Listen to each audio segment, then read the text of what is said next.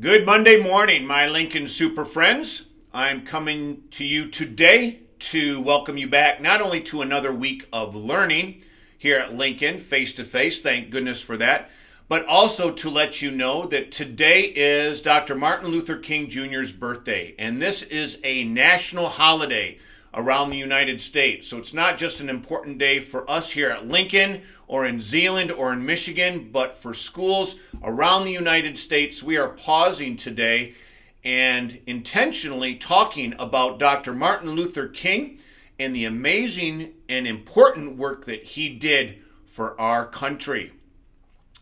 Your teachers will be talking with you and having activities, and they may be sharing books about him with you today. But I have a book that I would like to share with you kids today. Actually, my Be Nice committee would like to share it with you, and that is a kid's book about racism.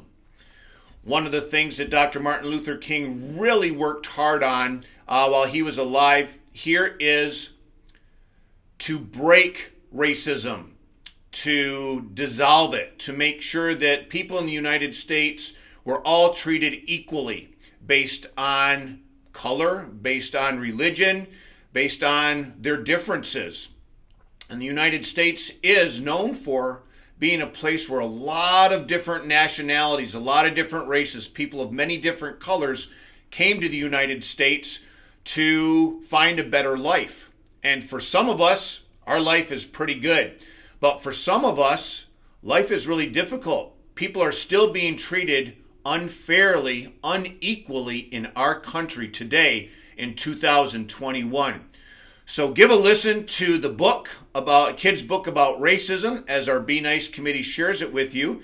And then I hope this will lead to a discussion in class, but then also lead to a discussion with your parents at home tonight or in the coming weeks about racism, what it is, what it looks like, whether it's here in Zeeland or in Michigan or in the United States, because we still see that people are being treated unfairly based on the color of their skin.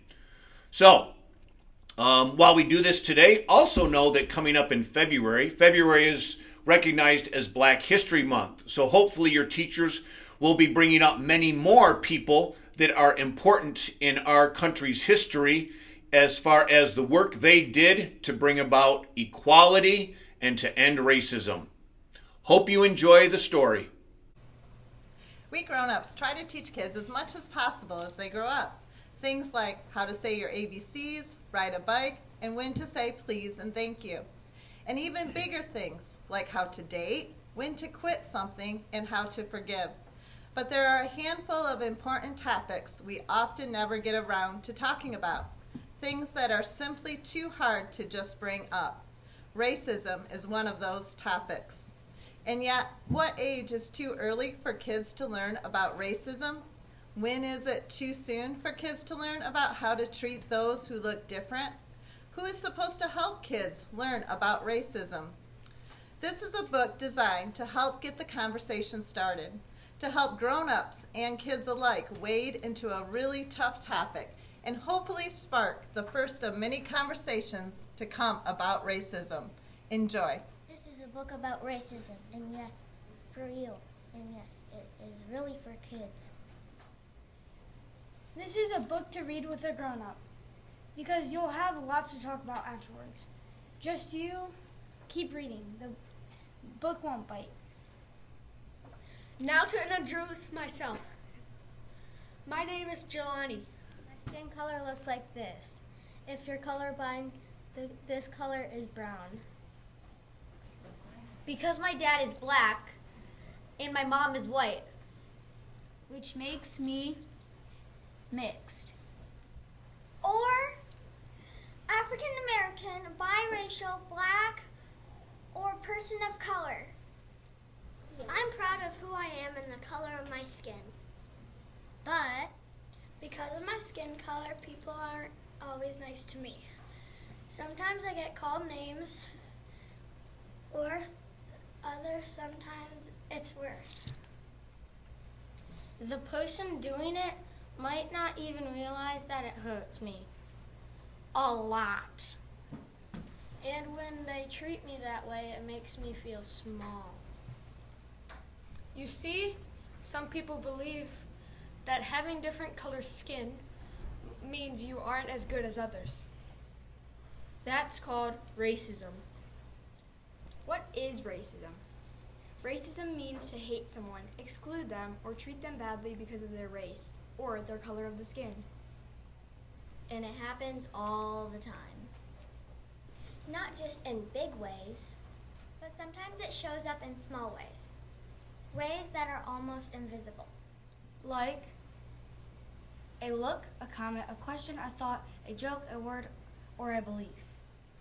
Racism is one of the worst kinds of mean someone can be. Because racism thinks being different is bad. But Being different is actually good.